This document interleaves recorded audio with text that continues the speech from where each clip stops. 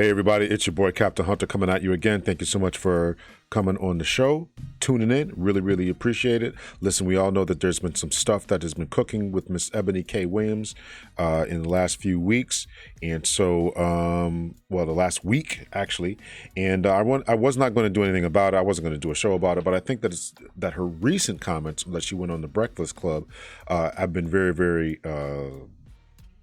unnerving and causing much of the stir, much of the problems within the Black community. But before we get into it, make sure you hit that rate, subscribe, and share button. So the first thing we're going to do is we're going to jump right into it. We're going to listen to her original comments and how she just really kind of disrespects Black men or those who she believes are subpar.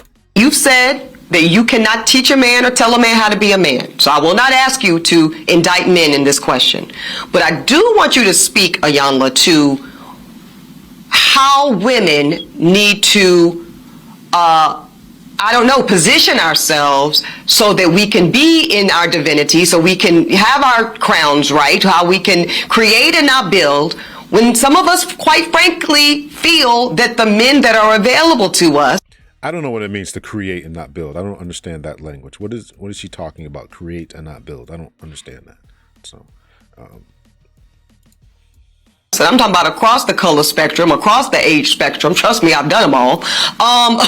They are not positioned to protect nor provide because of some of the statistics we just talked about. They're not earning the incomes. They're not having the resources, and some of them are not even showing up in the leadership. So before we get into it, so this has been a problem. I talked about this problem. Many people are talking about this problem. The Brookings Institute, I think a guy's named Richard Reeves has talked about it. I did a show a while ago, and there was an article in Psychology Today I think the article was like 2008, latest 2012, something like that. And the psychologist then was talking about different movies, failure to launch, and just men just not stepping up to the plate. So here we are, fast forward from that Psychology Today, Psychology Today, I think it was, to today, when there's many articles being written, many academics and many professionals, including the Brookings Institute, T. Hassan Johnson, Tommy Curry, are all addressing this fact that men are not where they need to be. There's a slowdown with men. Men are leaving the workforce. Men are giving up. Men are not motivated. And so this is some of the problems that's going on here. And we can acknowledge that there's a problem with men. And we have to do something in order to help the men become the best that they can be. So here is Miss Eboni K.Williams, former Fox News host, chiming in saying, okay, this is a problem. And this is, as she said, this is not a problem just with Black men, but this is a problem across the color spectrum, as she says. But Black individuals, often Black men, Black women, Black people are often at the lowest point, right? When rest of America gets a cold, Black America gets the flu, right? We are the canaries in a coal mine. We are the litmus test, if you will, of the progress in the direction of the nation. So here's Miss Iyanla's response to that particular question. Would you date a bus driver? Would you date if he owns the bus? If he owned the bus, she would date him if he owns the bus. This is the controversy that has sparked so much. He owns it. If he owns the bus, that's a problem. That's a problem. So I got to screenshot this. So this is a problem because there's a problem with men, and she is looking protector, provider. She, as a woman, is looking for a protector, provider. Ms. Eboni K.Williams is a college-educated lawyer by trade. She's she was a host or anchor on Fox News. Now she's got her own show on the Griot or whatever. Doing obviously very well for herself, and I'm imagining at any time she can go back to the corporate world, go back into lawyering if this particular avenue doesn't pan out. So she wants somebody minimum on her level, and she wants someone who's going to exceed her. Okay, and Iyanla's, I think her response is going to be great here. That's a problem. Okay. Because the standards and requisites, and I'm not talking about him laying on his sofa playing video games all day. Okay. I'm not talking about that. Okay. But the standards and the criteria that we use to measure men is off for who we are as women and who they are in this society. Listen to the words that she said. Who they are and who we are in this society. Not talking about guys who are just not doing anything, sitting on the couch playing Xbox all day long. Not talking about those type of men. But if men, in particular black men, are not doing the best that they can do, then why are we judging them? And why are the ladies judging them as being subpar, substandard, and just sub, and not worthy of love, attention, and affection? So ladies are passing over, and let me be very clear about my particular point. And here's my point. I actually don't think that Miss Williams is wrong about this. I actually don't think that she is. What I think is going on is that when people when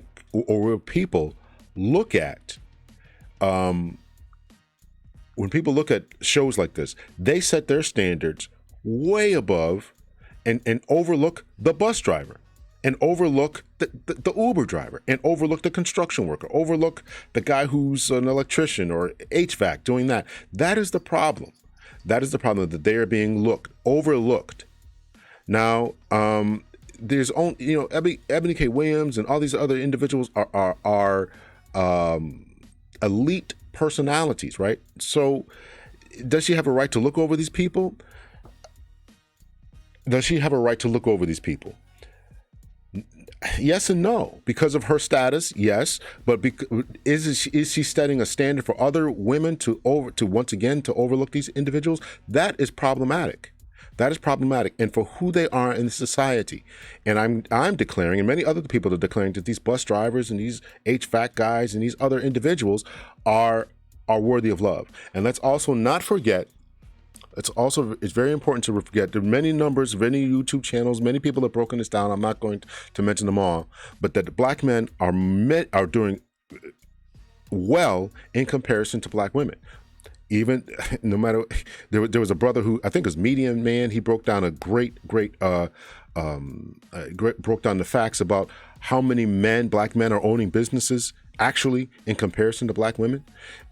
Kevin Samuels and other individuals broke down that how many men are in the middle class, unmarried, no kids, how many men are opening businesses and all that. So despite the fact that they don't have a college degree, they're still opening up businesses and still progressing.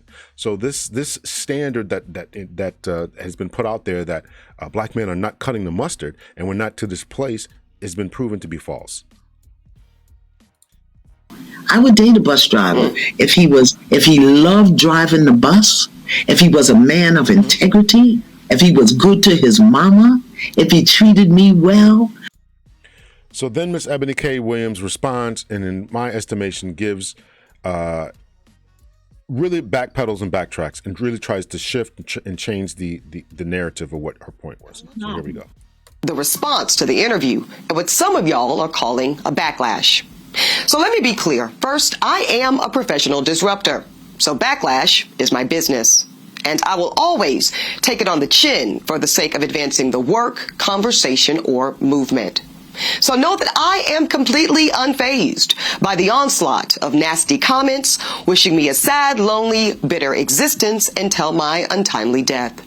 Now, that is some weird energy to be wishing onto a black woman, especially one who has dedicated her life to the liberation of black folk. But, whatever, I guess, go off.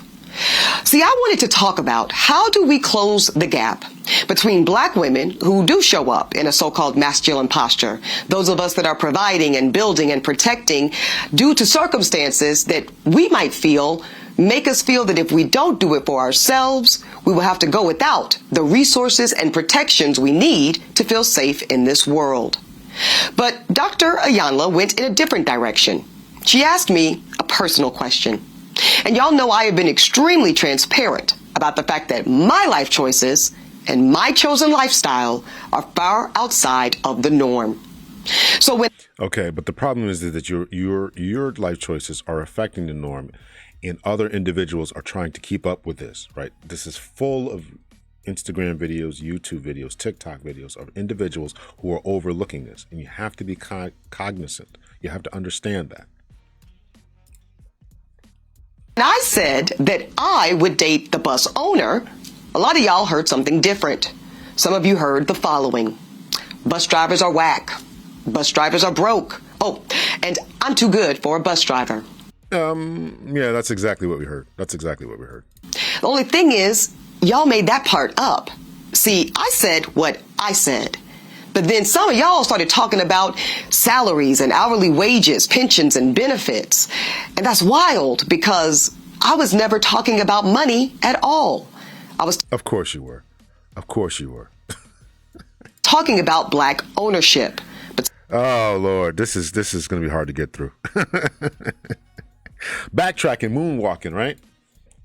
some of y'all made it about money. I'm talking about ownership, black enterprise, and entrepreneurship, because really I am talking about black liberation. I feel that the men that are available to us, they are not positioned to protect nor provide. They are not positioned to protect nor provide. They are not positioned to protect nor provide. They are not positioned to protect nor provide. So black liberation is definitely tied to black families, strong black families. And this is what we need. So when you say that you would not date a bus driver, it is implied that he is unable to protect, unable to provide, and unable to do whatever it is you need to do, to go to the fancy restaurants that you would like to go to maintain your particular lifestyle that you just mentioned about the way that you chose to live. You choose to live, and you want somebody on your level. It's inherent in the answer. So I'm standing 10 toes down on that position. And you should. And I don't really care if you're hurt or offended by it. And since some of y'all are already big mad, let me go ahead and make you incensed. So out of the 50,000 plus comments posted on social, I only saw a handful that even considered the possibility of a bus owner being a more aspirational position and recognizing that I am actually speaking and pouring into the ascension of black men when I said what I said. Well, because you weren't. Because that's not what was happening. You made the face and said it almost as if, I don't care what you say, Miss Iyanla, this is what I stand on. I want somebody who's on my level. Now, you didn't say the words, but it's inherent in the answer that a bus driver, a man who's making a pension, making a decent living, cannot protect, provide, and in particular provide the type of lifestyle that you want to live. That's just the answer. That's just the truth. And now you're shifting it, and of course you're responding to it because you understand the heat and the pressure that has been put on you. But see, no, some of y'all were too busy naming and shaming me personally and black women in general as undesirable, gold diggers, and much worse. Now, I suspect that some of y'all are the same men that were bringing home C's and D's on your report cards. Only shame, insults, and guilt. They need to be right. Now these bus drivers are C's and D's. So people who got C's and D's and grades, who grew up and then changed their life and turned their life around, became bus drivers, don't deserve love, respect, and honor in their homes, don't deserve to have a beautiful woman on their arm, don't deserve love, care, affection, attention, a fit, feminine, friendly woman. They don't deserve all that type of stuff because they got C's and D's. to then be coddled by parents that said, well, that's okay, as long as you're doing your best. Well, listen, I love and believe in the excellence of black men. So no, my dear, C's and D's or any other form of mediocrity is not okay. No, I will not create a soft place for you or anybody that I love to fall comfortably into the bigotry of low expectations. So I'm going to say one more time, there's absolutely nothing wrong with driving a bus. Feel that the men that are available to us, they are not positioned to protect nor provide. They are not positioned to protect nor provide. They are not positioned to protect nor provide. They are not positioned to protect nor provide. It's just you wouldn't date one. This is what we're talking about.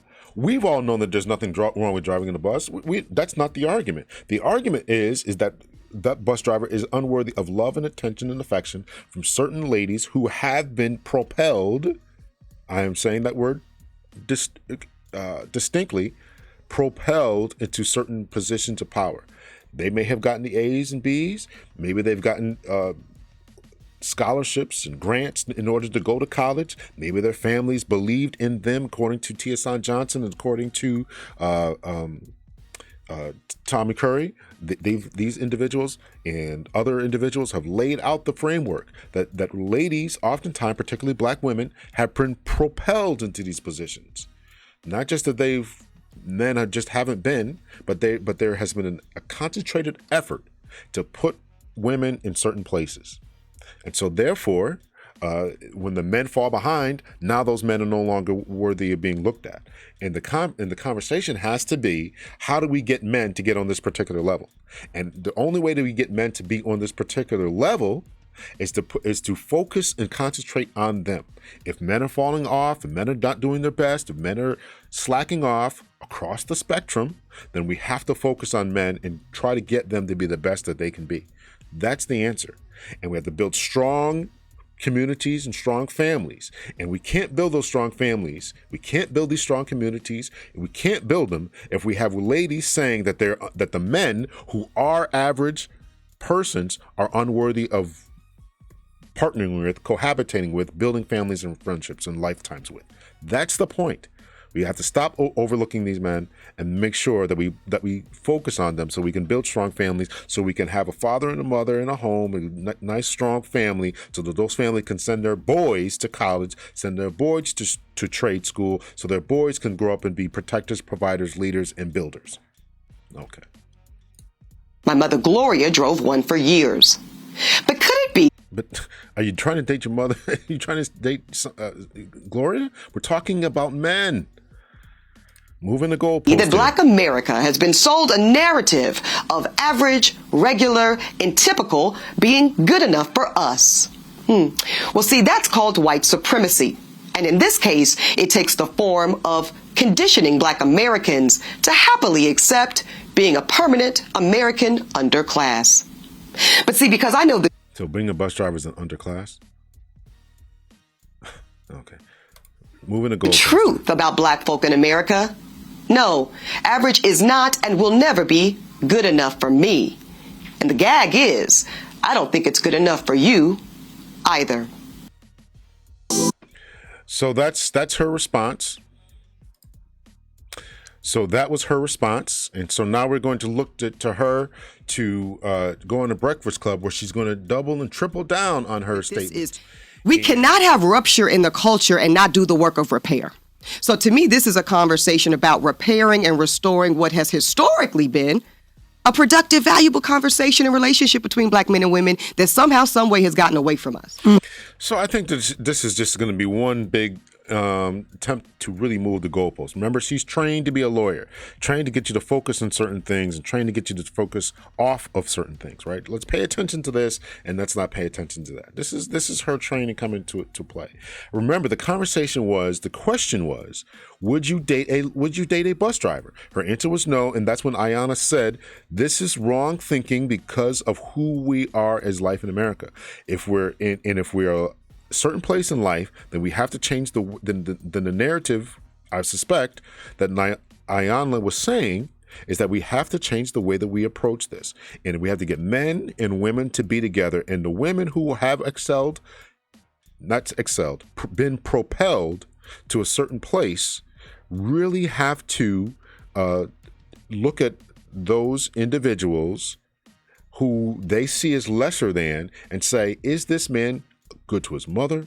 Is he a good person? How does he treat me? Does he bring me flowers? Does he rub my back? Is he encouraging? Is he going to get up in the middle of the night, do the best that he can to protect and provide and make sure all of my other needs are going to be taken care of? That is the measure that we should be going for. And as long as we are measuring it on pocketbooks, which Ms. Williams stated that it wasn't her point. We all know that it was, because of the lifestyle that she chose or has chosen or has been selected for and has become accustomed and used to, right? This is everything that it is. Then this is the point. So this is the point. And she's moving the goalpost, moonwalking and beatboxing. Ba-ba-ba-ba-ba-ba. Well, yeah, I think it's two different conversations. Like I watched the full, like I don't care who. There's a lot of people that don't know what you're talking about. That might have just tuned in and have no idea. So, Frank, go ahead. So some people, because you have to tell people what you're talking about. Okay. Because I don't want to misconstrue. Because we only had a small piece of your conversation with Iyanla. Sure. So during your Iyanla conversation, she asked you if you would date a bus driver. And Iyanla made a statement on the Breakfast Club morning show, and she said that a lot of young black ladies out here are men in skirts. Which you agreed with. Which I found very provocative. Did I not call you that day? I said, oh, this is spicy. I would love to participate in this conversation. And then you do what you always do, and you went radio silent. That's cool. So then I invited her, and everybody. Yo, the amount of shade that this woman is throwing. The amount of shit. Listen, I be cutting mics off. Listen, you don't come up here talking to me like this, right? So, wow. No, Charlamagne, and it's a loving relationship with Charlamagne. And this is the men in skirts. This is the masculine energy. She's coming up here, bomb throwing, a flame throwing. I'm kind of watching this live here. I didn't even realize that she said all this, right? I'm watching it as I record this. So I didn't even realize that she said all that. This is crazy. Wow. No, that's the shit he pulled. It's cool. I never take it personal. So it's cool. It's always love for 7 years. So then I said to my team, I said, reach out to Iyanla. Let's book her. Let's bring her on the grill because I want to have the conversation and probably more productively, right, y'all? Black woman to black woman. Yep. Let's talk to each other. And also generation to generation. Talk to me about what you would recommend black women do in terms of our posture and positioning. When you're right. I am showing up in a posture of building, providing, and protecting my own self. I'm showing up in masculine energy, as you would call it. Yep. I'm conceding your point. But tell me how you would guide me to not do so when, I'll be honest, I don't really feel like I can trust that if I don't do it, that there's going to be adequate, keyword there, adequate provision and protection if I don't do it. They are not positioned to protect nor provide. They are not positioned to protect nor provide. They are not positioned to protect nor provide. Circumstance harder or easier than your grandmother and your great-grandmother? Exponentially easier. We have access to information we didn't have. Exponentially easier, but you're handling it worse. Your grandmother and your great-grandmother actually could work with a black man with more trauma. Because they understood that the black woman and the black man are on the same side. Now that we're all free and independent and we could do whatever we want to, why would we seek to, be one with the black man? We even think that being... Thank you. Clip it, slice it, put it on World Star. She said it, not me. Now that you're independent, you don't need to be with. There you go. There you go. And there you go. And there you go. There you go, black man. There it is. She's finally got one to say it. Build businesses with us. Your grandmothers and your great-grandmothers had more trauma and more stress and did it better. They have exponentially less and they're handling it worse. What is the definition of adequate? Can a bus driver not provide adequate protection? Can a bus driver not provide adequate protection? Can a average individual not provide adequate? These are her words. Adequate. What is the definition of adequate? So can that individual, man, provide adequate? She's talking about, she's setting up two different bars here. First, she's talking about I'm protecting, I'm building, I'm doing this, I'm making moves, I'm a mover and I'm a shaker, I'm doing all this. And then she goes on to talk about adequate. What is her definition of adequate that would be good enough for her? And I suspect, and I would posit that the definition of adequate moves from goalpost to goalpost, moves from person to person, that there is no one, and social media has driven up the price of what adequacy is. Now adequacy is 4 trips 4 times a year. 4 times a year we're taking a trip. A certain type of car, a certain type of house, right? This 1,800 square foot house isn't good enough. I need 18,000. I need 2 cars. We need this. I need jewelry. I need trips. I need my hair done. I need this. I need that. Right? Our definition of adequate has changed so much, and as Iyanla said, that is a price that is too high considering who we are and the positioning, particularly of African American males. And if we're going to overlook these African American males, then they are going to continue to do this. And again, they're going to continue to perform subpar because we are not giving them the tools necessary to that they need to survive and to meet this adequate level. Let's continue on. Exactly how I said it, right? And she said, beloved, would you date a bus driver? And then the clip goes. And then I did stare into the abyss because I wasn't really sure where we were going. But okay, because she is an elder and she's also my soror in the deference, if you know, you know, I'm going to go with you. Mm-hmm. So I honestly answered y'all in that moment. If he owned the bus. And that's what I said, Envy. But what people heard based on the comments, that I said bus drivers wasn't shit. People heard that I said that bus drivers broke, don't make no money, ain't got no benefits, and that they were beneath me. That somehow was the interpretation of me saying that they are not positioned to protect nor provide. They are not positioned to protect nor provide. They are not positioned to protect nor provide. I heard when I first heard it, I said that too. That is it. Because if you were a waitress at Applebee's making, I don't even know what they make, $20,000, plus tips, $25,000 plus tips. I don't even know what they make. And a bus driver comes in making whatever they make, 40, 50, 60, I don't know what a bus driver makes, 40, 50, $60,000 a year. It would be a come up. And so that man could pull that woman. So what she is saying is that she and her place and station in life is overlooking those types of men. Again, she's worked to a certain place. The problem I have is that she's putting forth an idea, an ideology that all bus drivers should be overlooked because none of them are worthy. And this is what Kevin Samuels tried to prove to ladies every single night, that they needed somebody who's a six-figure type dude, and all these dudes are broke, dusty, and crusty and don't deserve love, attention, and affection, and certainly don't deserve any level of type of feminine energy and or submission. And that is problematic in the black community. That is the point. I will date a bus owner. Now, let me tell you what I actually said. And I said to hold the court, y'all, let me tell you why ownership is it for me. It's not about salary. Y'all made it about salary. Y'all started debating 125 a year versus 160 a year versus 200 a year. Who believes this? Who believes that ownership is about it? So a man starts off, he's got his own car company, Uber company, driving his own limos, starts off with driving a limo service. Maybe he gets his own party bus, and he's in the first year or two, he or she is making only $40,000, $50,000 once he got to pay off the loans for the limo he bought, for the party bus he bought, or whatever. No employees, is just him. He's the secretary, he's the manager, he's the fleet manager, all him. And by the time he pays his bill, he's only bringing in $40,000, $50,000 a year. You still gonna date that man, Ebony? Is that the point? Come on now. Well, you did quote stats before you went into the thing with Iyanla, and you talked about women earn more money than men. And I talked about black women buying more homes. We buy homes single black women are buying 20% of the market share of new real estate on the market. I know because I just closed last summer and it was a shit show in underwriting. That's another conversation. About black enterprise, black ownership, and black liberation. And it is important to me. But you still wouldn't date these people. That was the question. You're talking good.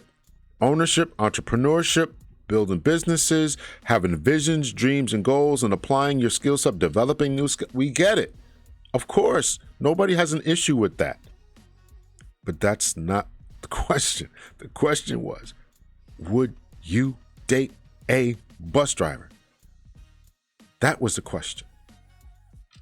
Lawyer talk right now, right? Moving and chucking and driving and getting you look at this and not that. We could talk bus drivers, we could talk police officers, we could talk MTA workers, we could talk all these different people that work at these quote unquote average jobs. Everyday working class people. Now this is my problem, right? Yes. Now I do real estate and I do these seminars all across the country, right? We get thousands of people.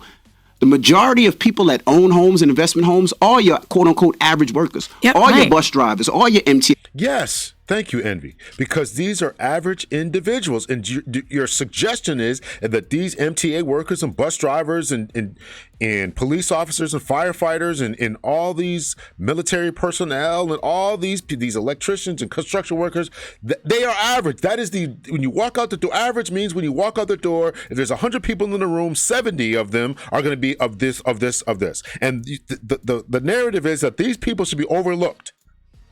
And to say that you're not doing that was just disingenuous. Workers, so they just don't drive buses. They have properties. I know a police officer that drives Ferraris because it's not from his police job. It's from the houses that he owns that he made off to the police job. You sure it's not from the cocaine I'm he's stealing in the? No, I'm 1,000%. Yeah, see, there we go, right? More shade, more bombs being dropped, and I didn't know she was going to say that about police officers, right? So now we're stealing from the drugs. The firefighters are stealing when they go into the houses, and bus drivers are taking stuff off the buses when people leave it, right? More shade. She just can't help it. Just can't help it. I'm playing. He has more properties than you, me, and Charlamagne put together. Joke. That's who he is. That's a joke. But they take it serious. But I know these people that do it, and they put in hard work. So when you said I wouldn't date a bus driver unless he owned his own bus, a lot of people felt it like, yo, that's disrespectful because I took a job. And a lot of people take those jobs for a couple of different reasons. One, the benefits, right? Sure. They know they can work for 20 years. After 20 years, they can retire and they still get their retirement and they still get their benefits. So after 20 years, they can. Most police officers, the same thing. They get their retirement, they can still carry their firearm, and they can still get their benefits. So I look at it as that's a great hustle. They work for 20 years. At the end of 20 years, let's say they start at 21. At 41, they done working the bus company, done being a police officer, done being MTA, and now they just making money on top of money. So it's value over values, right? Envy, let me stop you right there. It's not. Do you think for 1 second, and I know you don't know me that well, but Correct. we've had enough conversation. Do you think for 1 second I'm about to push back on anything you just offered in that statement? You can. Right. Right. So I cannot. And so what I'm telling you is what you are applying now is not the facts as they were given to me. Iyanla did not ask me, Eboni, would you date a bus driver that also had a real estate portfolio? Iyanla did not ask me. Hold on now. Eboni, would you date a bus driver that also had... Wow! This is actually good. She's actually doing a good job moving the goalposts and really trying to get out of this hole that she's dug for herself. You should have answered that way at that time. The question was, would you date a bus driver? He could be in the middle of a hustle. So when you get approached at a bar, at a restaurant, after a show, and you have a conversation, is a good-looking brother with all the physical features that you would look for, Ms. Williams, in an individual or any woman who's looking at this, and they say, okay, well, what do you do? And the man says, I drive a bus. The immediate response is, right? Isn't this the face that she made? This is the problem. And so therefore you don't give the man a chance to tell you about his education, his portfolio, his stocks, where he's going, maybe he's starting to flip houses, all this type of stuff. So you have to give these brothers a chance. And what's wrong with, okay, this is where you are, but what are you trying to build? You're a bus driver today, but are you trying to build? That wasn't the question. It was the question, and the answer was, would you date him?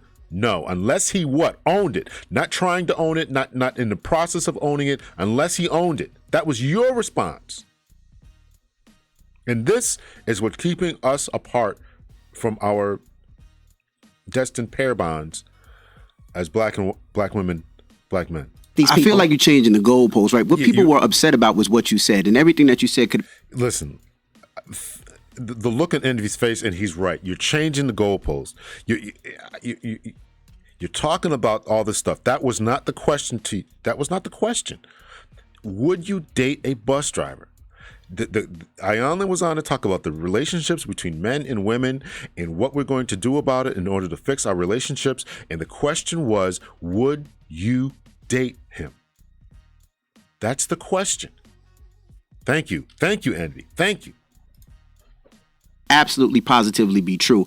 People were upset that they felt like that you were putting down the average person, quote unquote, average job, and the person that was working the average job, that their what they do is not as good as what you do. That's a projection, Envy. Envy, that's a projection. Because I'll let you speak. Go ahead, Envy. Yeah. So when you start talking about all this, and I read the comments just like you did because I wanted to prepare myself when you came up here to understand what people were mad about and understand what people were upset about. So when you're talking about all this brother this and the black man this and the white supremacy this and this, that, and the other, that's all to the side of how you felt about that quote unquote average job, right? And I'll be honest with you, right? And one of the comments that I said, and maybe I'm not sure, right? The guy was like, you talk about all this about lifting a brother up and lifting this up and white supremacy and what you do for our people. And then the first thing the brother said was, but your fiance was white. And I'm sitting there like, how do you talk about how much you uplifting and how much you're going for black people, but that's not necessarily what you're even looking for. Well, I'm going to stop right there. So this is her. I think she backtracked, and I don't have any problem with the secondary conversation concerning the bigotry of lower expectations and average and your skill sets and mediocre. I don't have any problem with that, right? I think we really have to rise. But the problem is that so many people are actually looking at this and saying that they have a problem with, they won't date these type of people. That's the problem. And if these people who are working HVACs and CPA jobs and all these different average jobs, if they have a problem with that, then this is the problem that I have with that, right? They won't date these individuals. And so all these people that she's listed and she's Uber drivers and all these people are good and they're doing the best they can. It's about ownership and all this stuff that she said. The question was, would you date them? Right, she's conflating a community talk, which we need to have and should have, as the black people, college rates, men's attendance and graduation rates. We need to address that, absolutely. But the other question is, would you date them? And from there, she conflated these two arguments and put them together and tried to make this coherent thing and doubling down on that. And that what I think is unfair. And I think that Envy was absolutely correct, is that she messed all over these individuals and she treated them a certain way. Let me know your thoughts, your opinions, and all this, right? And that was the interview. She's doubling down, tripling down on it, and I can appreciate her point of view concerning the community aspect of it. Yes, let's raise the community. Yes, let's do better. However, on the other side of the coin are those men who are doing the average job, making the maximum of their potential, worthy of love and respect? And here's why it's important. Because if they are not worthy of love, respect, and honor in forming marriages and partnerships with and whatever it is that people want to do, if they're not worthy of being in relationships with, we can't bring in new kids into the world, new children with strong family bonds, and these single family homes will continue to run amok and they'll continue to drag our community down. So we have to change the trajectory of our situation. And the way that we change the trajectory of our situation is by doing exactly what Envy said. His mother and father were there. His father's hustling, working, sending him to college. That's how we do it. That's how we do it. Much love and peace, everyone.